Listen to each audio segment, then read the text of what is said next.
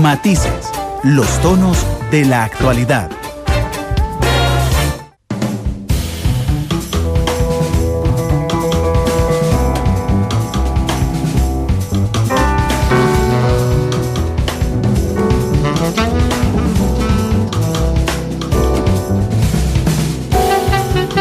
De la tarde con 26 minutos, regresamos a Matices ya con la entrevista de fondo. Don Francisco Antonio Pacheco nos acompaña esta tarde en Matices. Don Francisco, bienvenido. Creo que es la segunda vez que nos acompaña en el programa. ¿Qué tal? Tengo idea que es la tercera, pero no estoy seguro. Es la tercera vez, efectivamente, tiene razón. Una para hablar de política, una para hablar del Estado costarricense y ahora. Sí. De todas maneras me honra mucho estar en un programa tan prestigioso como este. Gracias, don Francisco, de verdad, el honor es mío. Bueno, yo invité a don Francisco Antonio porque quería hablar sobre la decisión de don Oscar Arias ayer, que generó realmente gran expectativa. Todos estábamos pendientes de ver qué era lo que definía el presidente, que lo hizo porque él decidió hacerlo en cadena nacional de televisión, de enviarle a unos medios de comunicación escritos un comentario embargado, como se hace normalmente, que hubo una violación de la periodista, publicó el artículo antes, y bueno, que ya todos conocemos que el presidente Arias, porque el título se mantiene, dice que no va a aspirar a una tercera candidatura presidencial. Usted que es amigo de don Oscar, que es político cercano a don Oscar, ¿qué le parece la decisión que tomó el expresidente Arias, don Francisco? Bueno, tengo sentimientos encontrados al respecto. Por una parte me duele por Costa Rica. Yo creo que una tercera presidencia de Oscar Arias hubiera traído beneficios extraordinarios al país, y aun cuando una de las razones que da él es la ingobernabilidad de Costa Rica, frente a esta ingobernabilidad él habría podido hacer mucho más que otras personas. Por otra parte, en algún sentido lo entiendo. Sobre todo le admiro el hecho de que su decisión es producto de una reflexión interior profunda que le ha tomado bastante tiempo, yo diría varias semanas, y eso refleja la calidad humana, intelectual y la categoría que tiene como político. A mí me hace mucha gracia ver explicaciones superficiales que da la gente de acuerdo con lo que ellos hubieran pensado o querido hacer. Y entonces, no, es que calculó que las encuestas... Bueno, las encuestas todas masivamente lo colocaban en primer lugar, pero no es ese tipo de cálculo, el cálculo que mueve a Oscar Arias.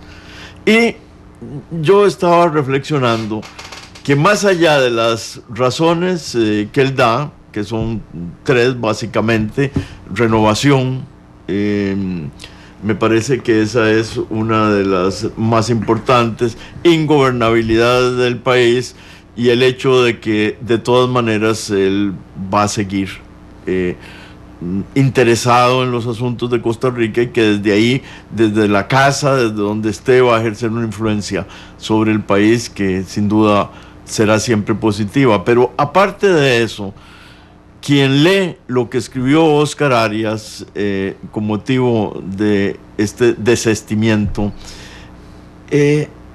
puede extraer de ahí lo que yo llamo un campanazo.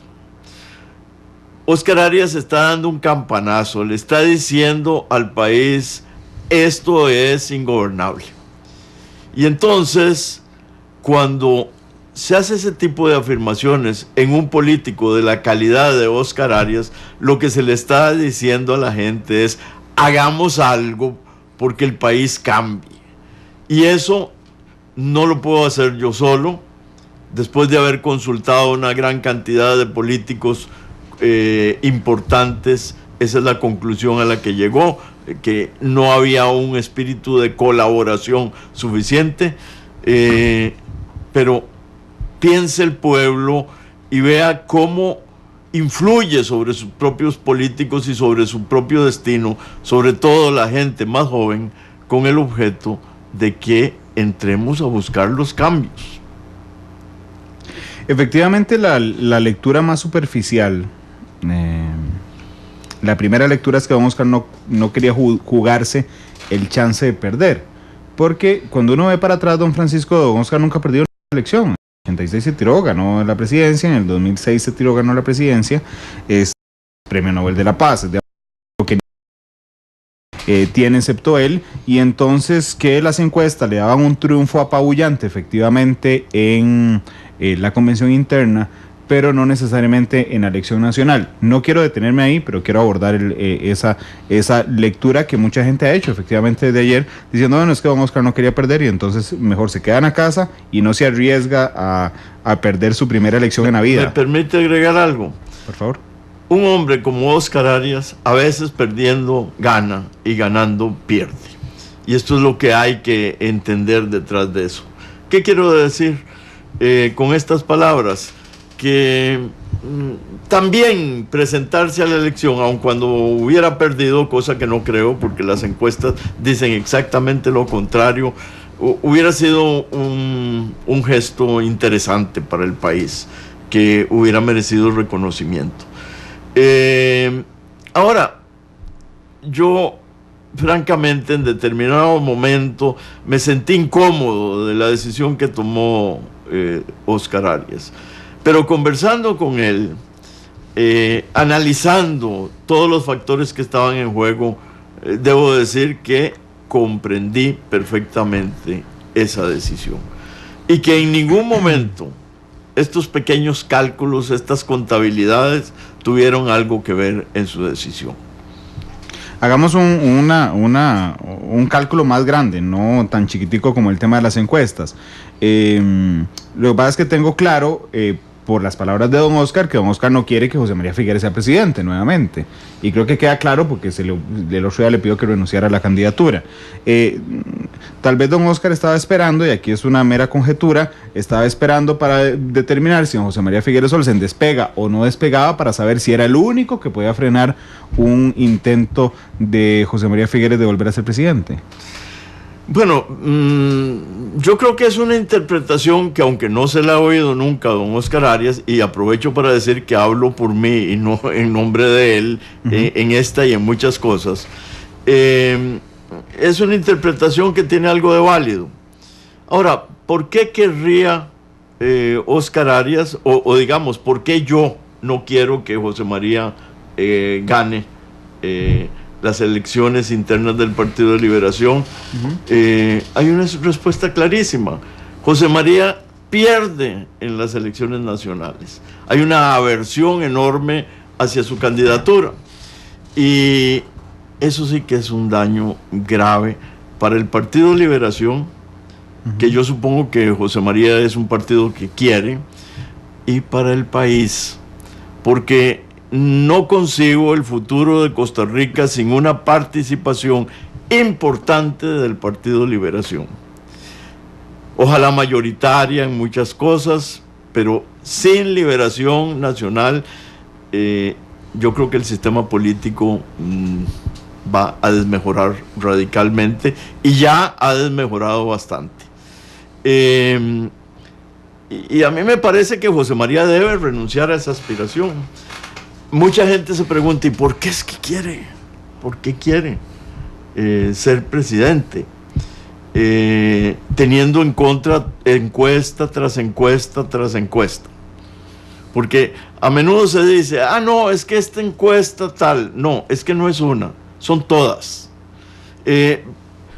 Pues una de las explicaciones más lógicas es suponer que él busca una especie de reivindicación de su imagen deteriorada, todos sabemos por qué razones, y en ese sentido yo creo que una actitud generosa, que vea el bien del partido, que vea el bien del país y que signifique un sacrificio para él, puede reivindicarlo mucho más que el alcanzar una candidatura que va a perder. De hecho, veámonos en términos del partido, como expresidente de Liberación Nacional. Desde la primera presidencia de don Oscar Arias, solo hay 2 personas que han logrado ganar una elección siendo nuevas. Una es don José María Figueres, efectivamente. Lo que pasa es que don José María Figueres, y eso es innegable, tiene detrás suyo el nombre de su papá, eso es innegable. Y doña Laura, que bien que mal tenía detrás suyo el nombre de don Oscar, porque fue la vicepresidenta de doña Laura. ¿De dónde se consigue alguien, don Francisco Antonio? ¿De dónde se consigue alguien en Liberación Nacional con el liderazgo del tamaño de ser candidato presidencial y de ganarlo bajo el argumento de que Liberación tiene que ganar esta elección que viene? Bueno, me hace usted la pregunta del millón. Bueno, sí. Ya 1 millón es muy poco, de los 1.000 millones. Mire, yo no quisiera aquí venir a proponer nombres, ni puedo, porque de alguna manera desvirtuaría el sentido de mis palabras. Lo que sí puedo decir es que el ganar o no ganar una elección también depende del contexto general de la política, de lo que esté ocurriendo en los otros partidos. Y realmente yo no veo un partido que pueda, si Liberación presenta un candidato razonablemente bueno, no veo un partido que pueda derrotarlo. Ahora, yo me imagino que en los partidos que se oponen a Liberación debe haber regocijo pensando que el candidato va a ser José María. Internamente, pues hay que pensar muy bien las cosas. La gente tiene que pensar muy bien las cosas y tratar de buscar opciones válidas. Razonablemente, don José María no es un buen candidato para usted. Para mí es un pésimo candidato. Liberación Nacional de alguna manera descuidó durante los últimos 20 años, don Francisco Antonio, la generación de nuevos liderazgos. El problema estuvo en las 2 administraciones seguidas de la unidad. Rodríguez Pacheco. Sí, en esas 2.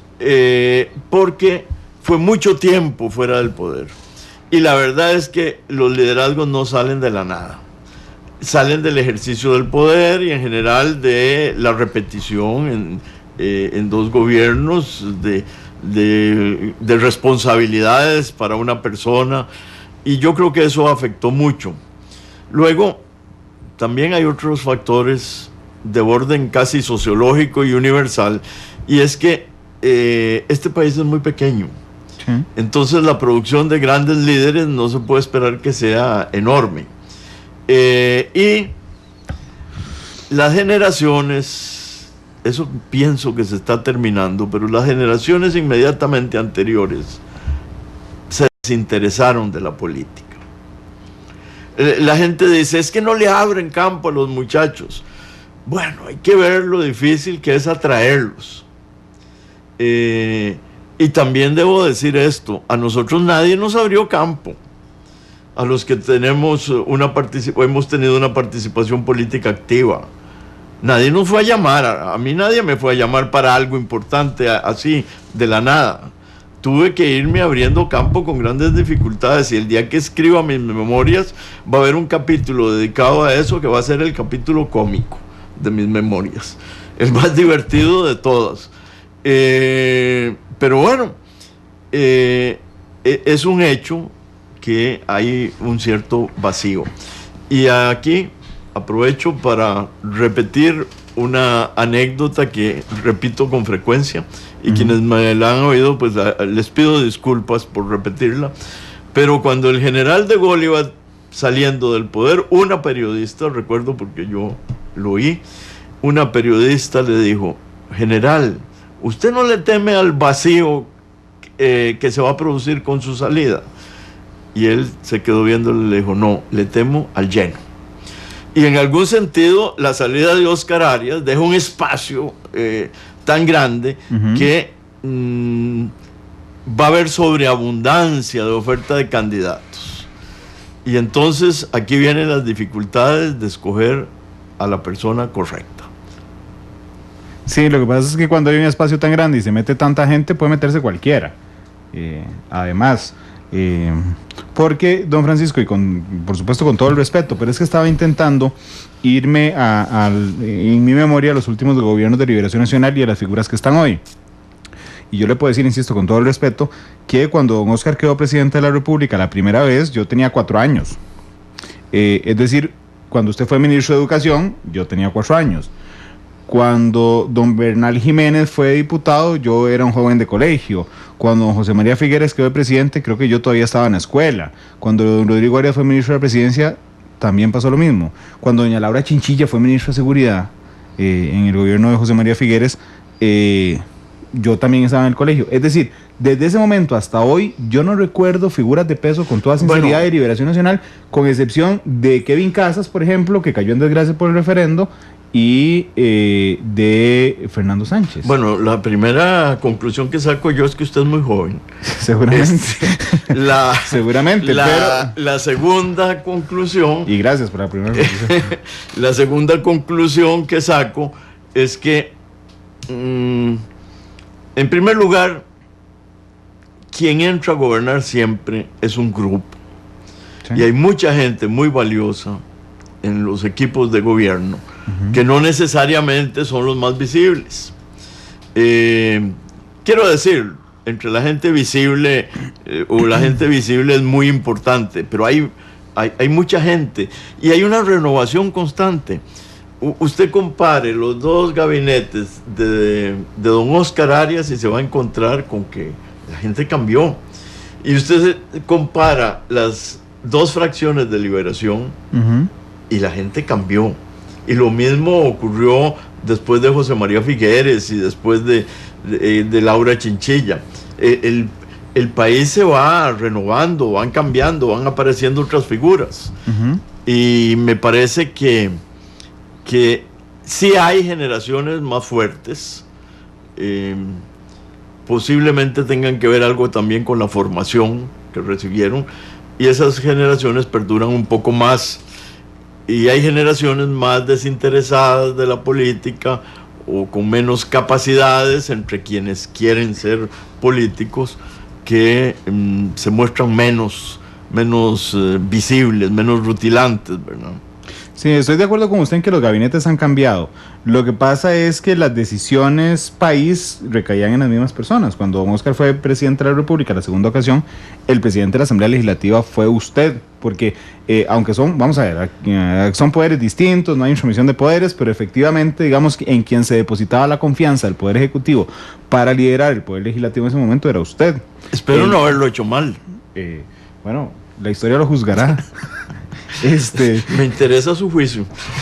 A mí me pareció una presidencia muy interesante, don Francisco Antonio. No, realmente me pareció, usted, de hecho se lo dije la vez pasada que vino a hablar sobre el informe de los notables. A mí usted me parece una persona súper inteligente y muy capaz, y es por eso que lo invité el día de hoy. Bueno, no era para que me dijera eso, no, muchas sé, gracias. Pero por eso lo invité, pero...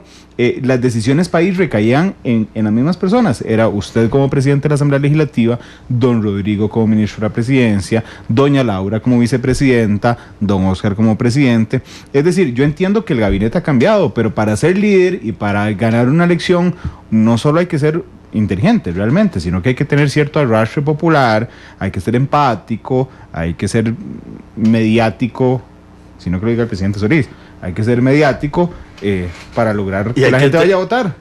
Y a menudo, para ejercer bien el cargo hay que tener experiencia. Sí. Pero, bueno, yo creo que el país lo que tiene que buscar son equilibrios, ¿verdad? Y Oscar Arias hace muy bien en entusiasmar a la gente joven, porque por ahí ha venido parte del problema. La indiferencia de la gente joven con relación a la política. He de decirle que Oscar Arias durante estos meses ha estado rodeado de gente joven extraordinaria. Gente que anda en los 30, 35, 20 y pico incluso. Y además en las encuestas ha aparecido cosa muy llamativa, que la gente de menos edad se inclinaba por apoyarlo.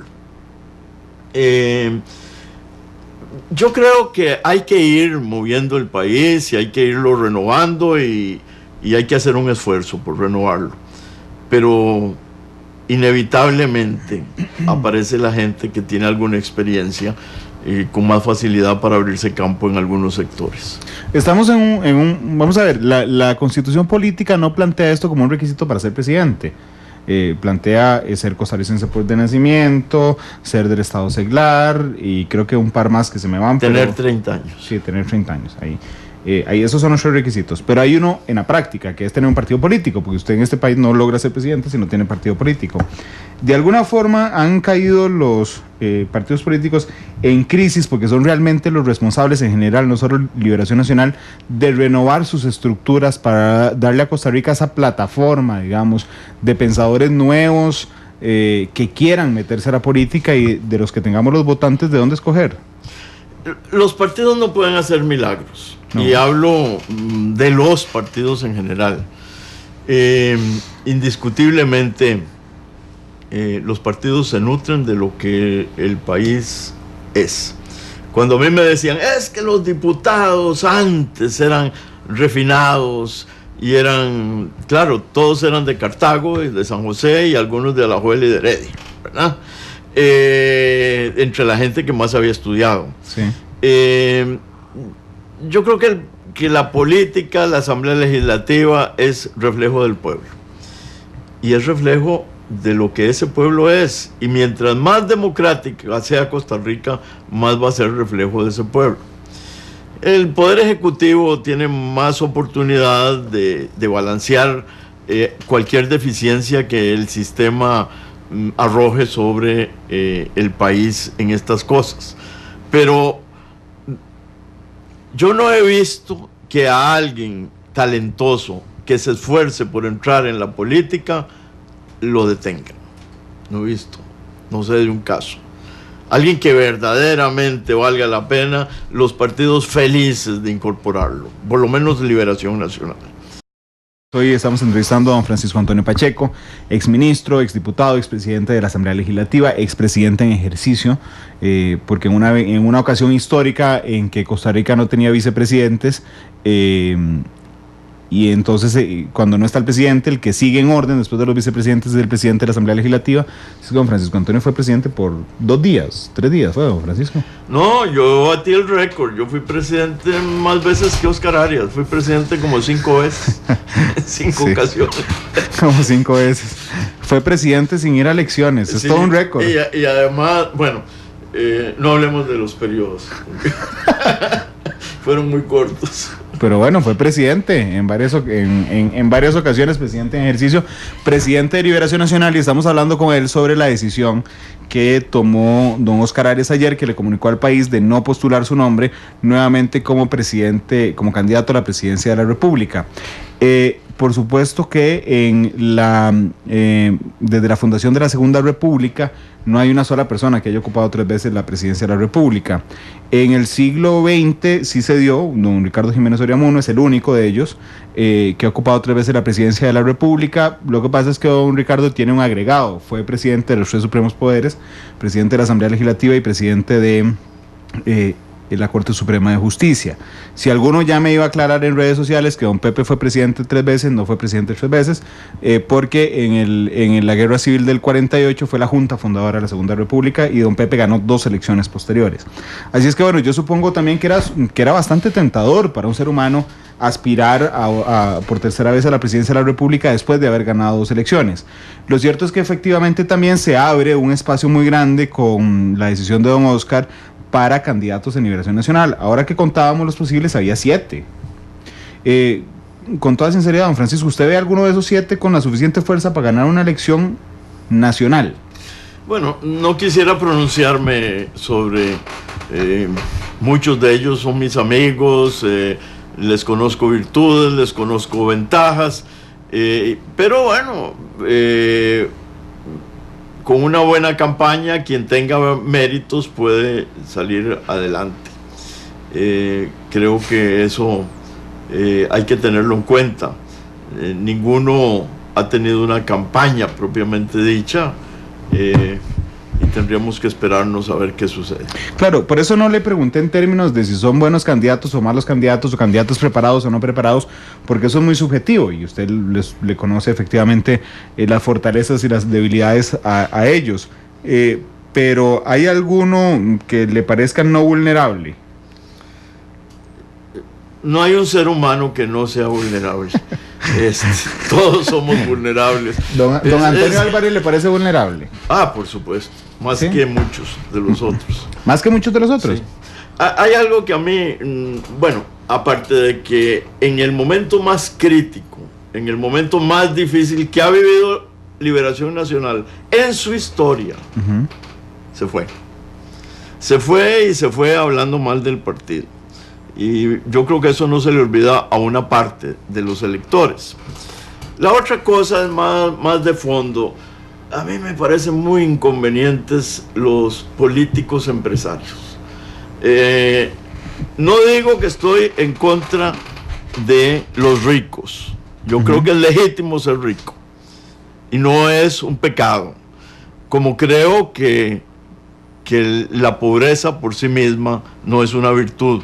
Depende cómo se viva la riqueza y depende cómo se viva la pobreza. Ojalá no hubiera pobres, lo digo de paso. Pero cuando alguien es empresario y es político, de alguna manera no se puede servir a dos amos. Y se presta mucho para que la gente haga especulaciones sin que esa persona haya pensado en beneficiarse o haya pensado en obtener riqueza a costa del ejercicio del poder. Cualquier decisión que tome que eventualmente pudiera beneficiarlo indirectamente ya se convierte en un grave problema. Ese es uno de los defectos que tiene una candidatura de Antonio Álvarez. Que me parece, por lo que le he escuchado esta tarde, que a usted el candidato más vulnerable le parece José María Figueres. Eso, lo que usted me dijo es pésimo. Bueno, pésimo candidato. Es pésimo para el partido. Es indudable que arrastraría al partido a una derrota segura. Segura. El segundo y por eso yo creo que debería recapacitar y debería renunciar a ser candidato. El segundo más vulnerable es don Antonio. Que usted me dijo que es menos vulnerable que muchos otros. Sí, es bastante vulnerable Antonio Álvarez. Don Roberto Thompson, que ahora lo escuchamos, que se anuncia en octubre. Está muy comenzando su... Sí, acabo de oír que está considerando esa posibilidad. Tiene una ventaja y es que fue el alcalde que obtuvo más votos en Costa Rica.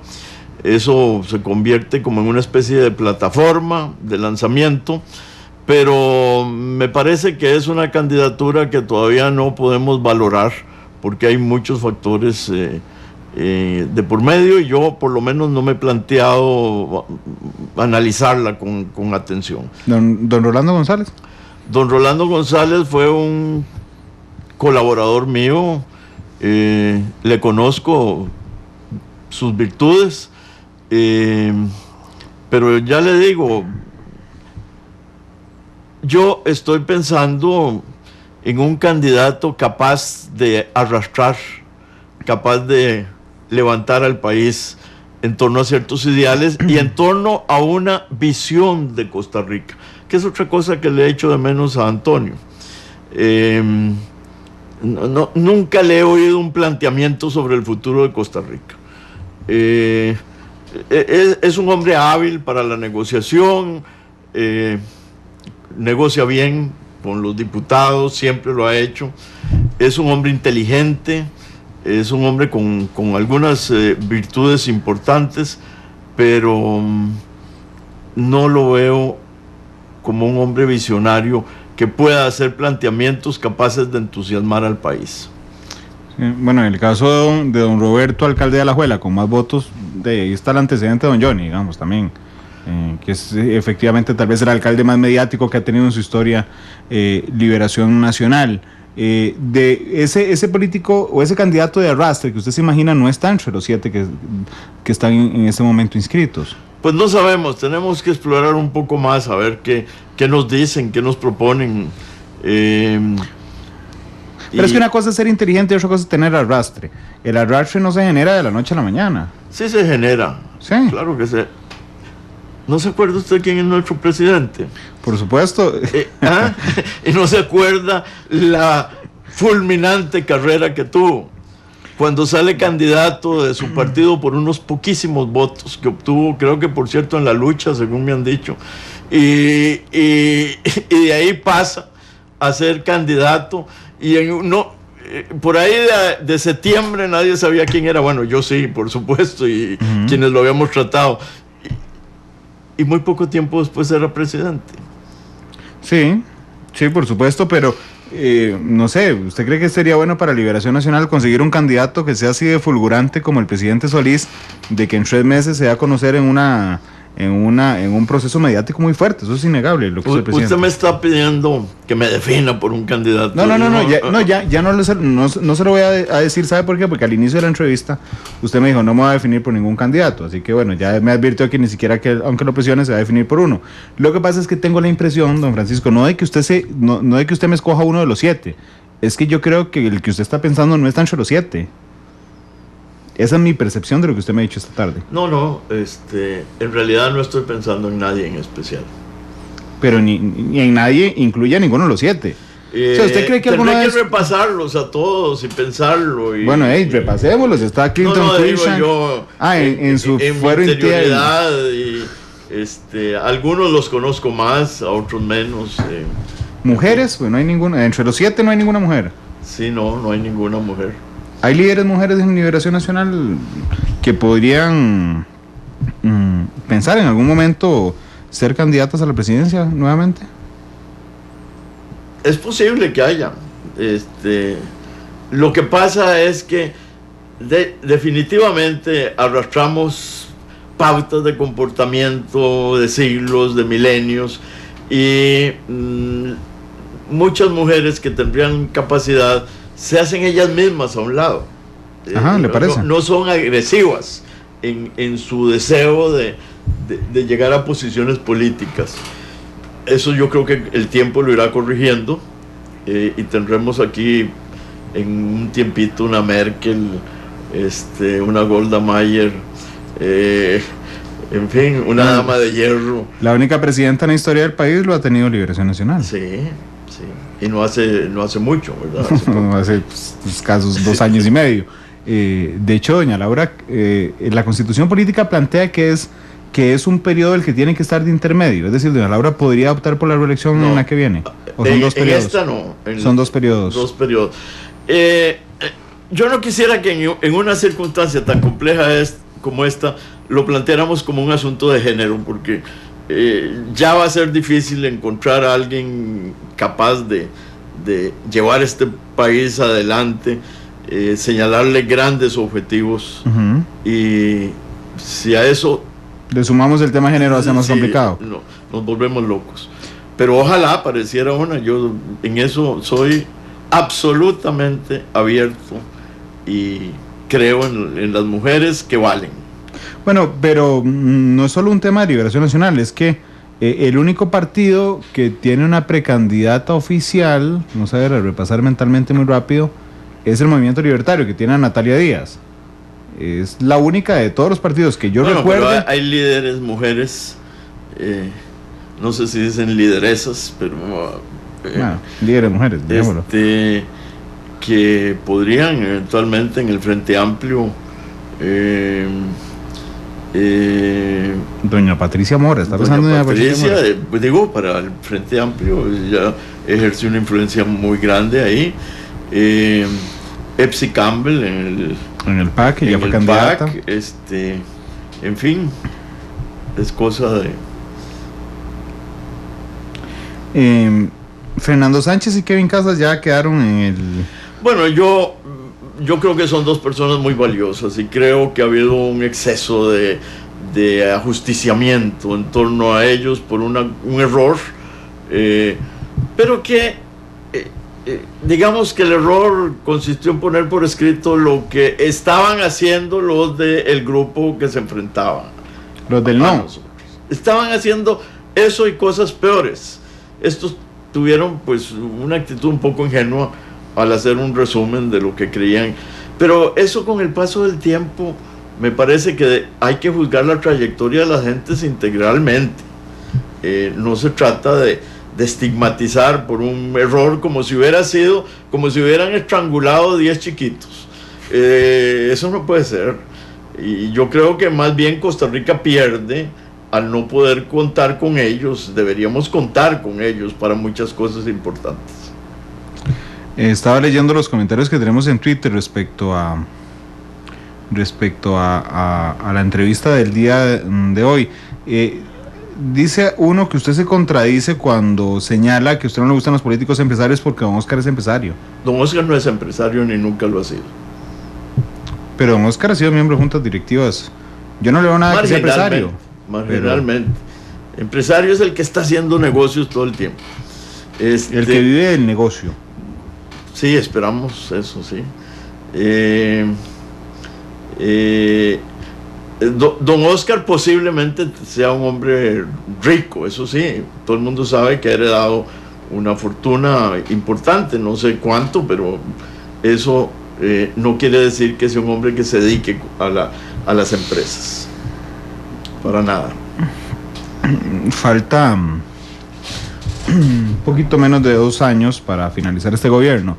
Un día de eso escuchaba a la presidenta del PAC, que fuimos a preguntarle, bueno, que a quién iban a lanzar de candidato, porque ya todos los partidos habían arrancado y el PAC nada que arranca, aunque por ahí se escucha muy fuerte, y lo hemos dicho aquí, y nos lo han dicho fuentes del PAC, a don Carlos Alvarado, el actual ministro de Trabajo, como posible candidato del PAC, pero bueno. Es el ministro de Trabajo, sí. El actual, don Carlos Alvarado, sí, por ahí se escucha, y no estoy reproduciendo rumores, es que hay gente dentro del partido que nos dice, bueno, sí, es don Carlos Alvarado por el que estamos luchando, pero Margarita Bolaño, la presidenta del PAC, hacía una crítica, y decía, es que el arranque tan temprano de esta campaña lo que hace es dificultarle al gobierno un montón de cosas. Lo mismo dijo doña Patricia Mora en el Frente Amplio.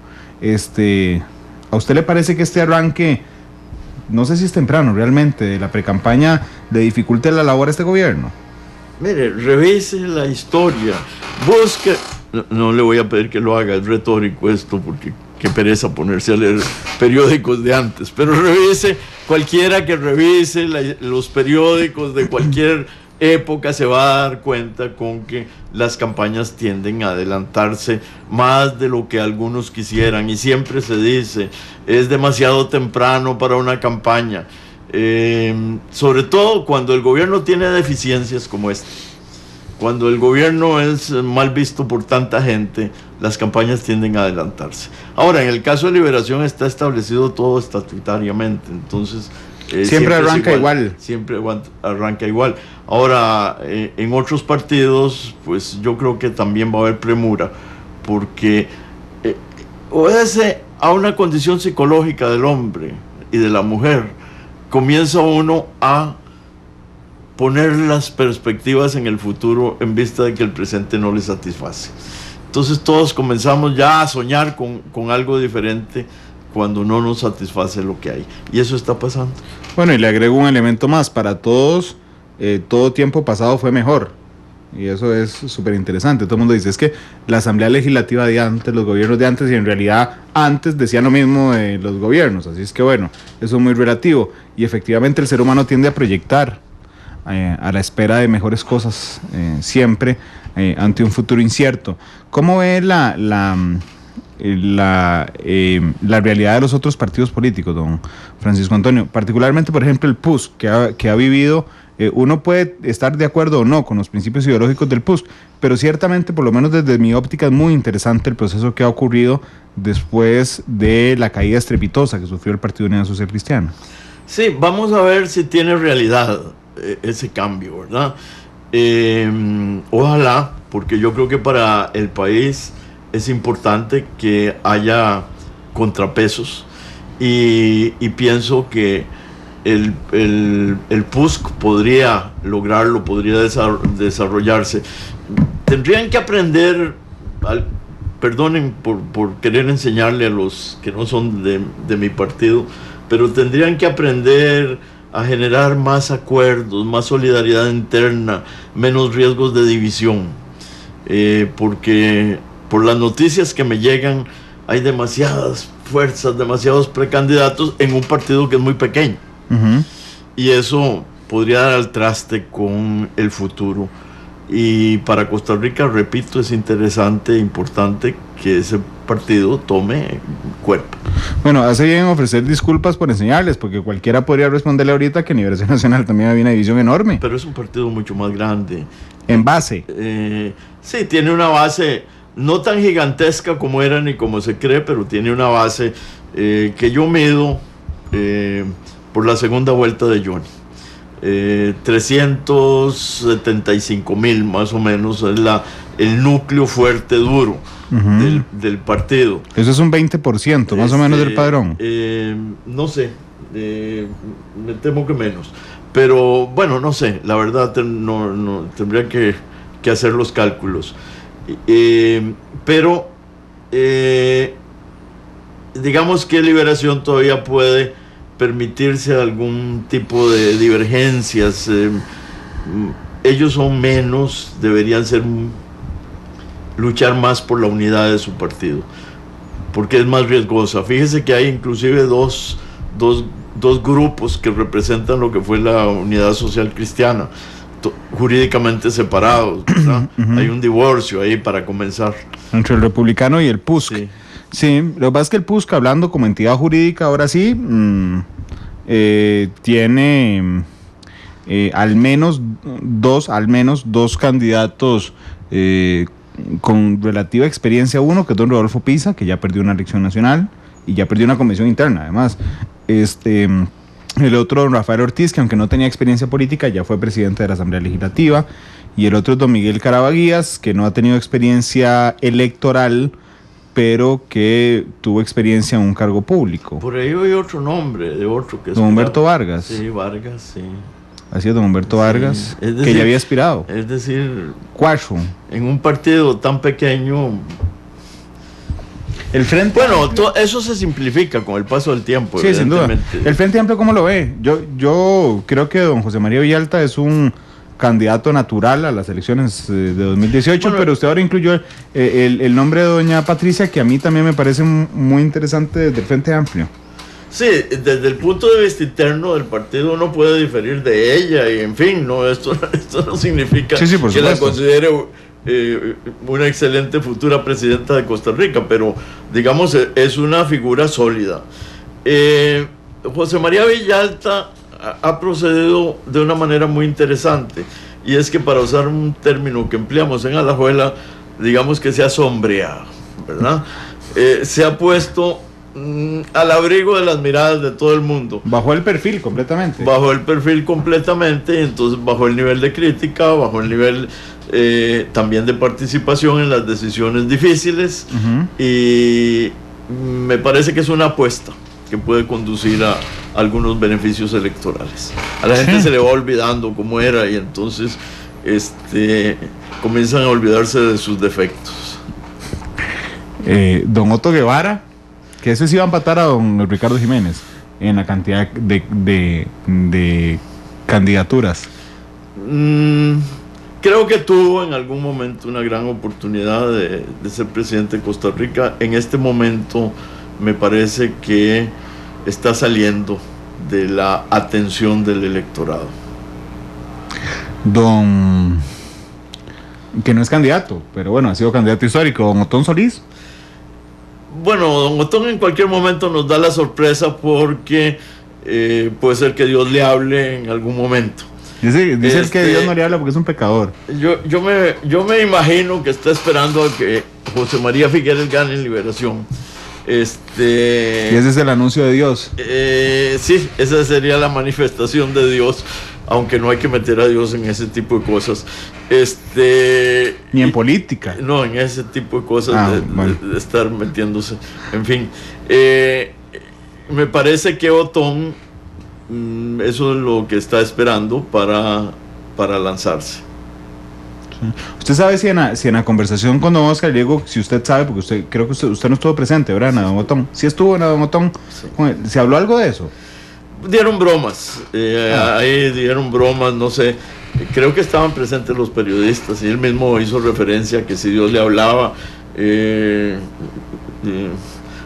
pues podría ser, en fin, no sé, dio algunas bromas, pero sí, nada en serio. El día que estaba aquí dijo lo mismo, que si Dios le hablaba, y instantes después le sonó el teléfono, y yo pensé que ya Dios le estaba haciendo la llamada a don Otón. Pero bueno, lo cierto es que es una persona interesante, sin duda alguna, como político. Sí, es una persona interesante. Yo me he abstenido de hablar mal de él en público. ¿En público? Solo en privado. Por una razón muy simple. No, criticarlo, criticar sus actos, porque fuimos muy amigos. y aunque él un par de veces ha hablado mal de mí, yo no he querido corresponderle. Pero digamos, si fuera candidato no tendría ningún reparo en señalar los defectos que le veo para gobernar este país. Don Rodolfo Hernández, que es el candidato del Partido Republicano Social Cristiano y que tuvo un relativo fuerte apoyo popular cuando era candidato del PUSC. Por Dios, me parece, no sé, yo lo he oído en alguna mesa redonda por ahí y creo que le falta conocimiento de la realidad nacional, pero de una manera realmente evidente. Pero no sé, es un asunto de ellos y no lo veo arrastrando gente de otros partidos. Sí. ¿Qué me falta de ahí? Estoy pensando en los precandidatos presidenciales. Bueno, los partidos cristianos, hoy anunciamos en Noticia Monumental que de 4 diputados cristianos, hay 3 que quieren ser presidente. Don Mario Redondo, don Fabricio Alvarado, don Gonzalo Ramírez. Bueno, eso es todo un tema, además, el de los partidos. Es todo un tema, sí, es como para un programa completo. Sí. Sí. No les ve, no ve que puedan ganar. Pues me parece que la política tiende a polarizar a los electores en torno a candidatos con muchas posibilidades o con más posibilidades. Y en general estos grupos tienen un papel secundario. De ahí que piense que quizá lo que se proponen es lograr diputaciones, en fin, pero no los veo. Puede ser el partido a escala nacional. Sí, no los veo como un gran partido. Tienen gente muy buena. Yo fui diputado con Guillón Macei y lo considero un hombre muy valioso. Sí. ¿Sergio Mena?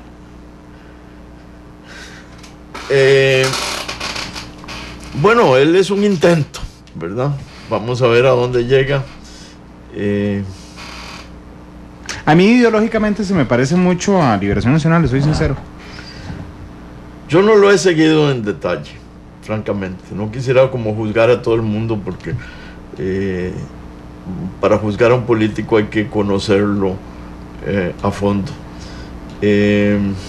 Y creo que no lo conozco bien. La última pregunta. ¿Usted cree que, cree o sabe, porque usted es cercano a don Oscar, don Rodrigo, para esta elección? ¿O ya no? Ya. Hasta donde sé, por lo que me han manifestado en algunas conversaciones, o por lo que yo he percibido mucho más, no le veo interés en intentarlo. Bajo el esquema de las respuestas que me ha brindado hoy don Francisco Antonio, ¿usted cree que se corre el riesgo en la elección de 2018 que ante la falta de un candidato con el arrastre de liderazgo, no solo Liberación Nacional, sino en general en el país, podamos abrirle la puerta a un mal candidato que arrastre masas? Ese es uno de los peligros de la democracia.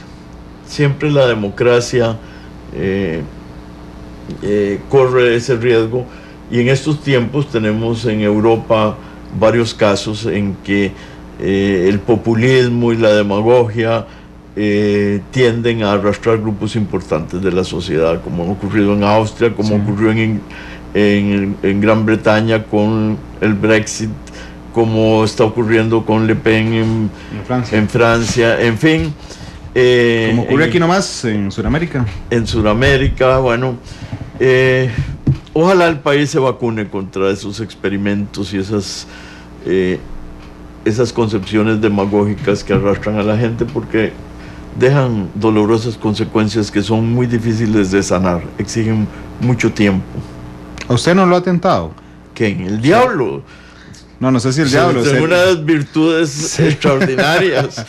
¿A usted no lo ha tentado ser presidente de la República? Electo, ahora sí. Viera qué bien que me siento estando como estoy. Sí. Yo creo que uno es verdaderamente libre cuando no tiene aspiraciones.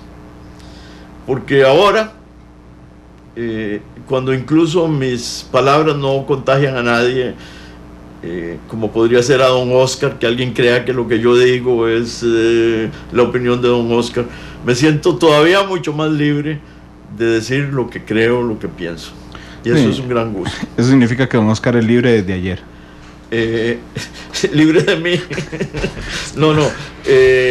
Me parece que don Oscar, en algún sentido también, se va a convertir en una voz moral de gran prestigio en el país, que le puede ayudar muchísimo a Costa Rica. Él lo puso ahí, que había muchas maneras de servirle al país y que no había que aferrarse al poder. Y yo creo que va a ser mucho más respetado y más oído que antes, porque ya no lo ven como competencia muchas de las personas y fuerzas que hay en el país. Claro, igual una verdad histórica es que todos seguimos siendo dueños de nuestros silencios y esclavos de nuestras palabras. Así es. Don Francisco Antonio, muchas gracias por haber venido hoy. Me voy nervioso por esa última observación. ¿Por qué? Si lo había tentado el diablo. Demasiadas palabras aquí. De hecho, don Francisco Antonio escogió la canción. Me hace gracia la canción que escogió. No la canción, digo, que la haya escogido hoy. Escogió El Rey, de Vicente Fernández. Y volver. Y además sigue siendo el rey. ¿Quién es el rey para usted, don Francisco Antonio? Se lo dejo a su imaginación. Feliz tarde, y yo a la de nuestros oyentes y televidentes. Vicente Fernández, el rey, en Monumental. Feliz tarde. Mañana los invito, 2 de la tarde. El ex embajador de Costa Rica en la ONU, Eduardo Olivar, estará con nosotros analizando la Asamblea General de la ONU y por supuesto lo que hizo hoy la delegación costarricense. Feliz tarde.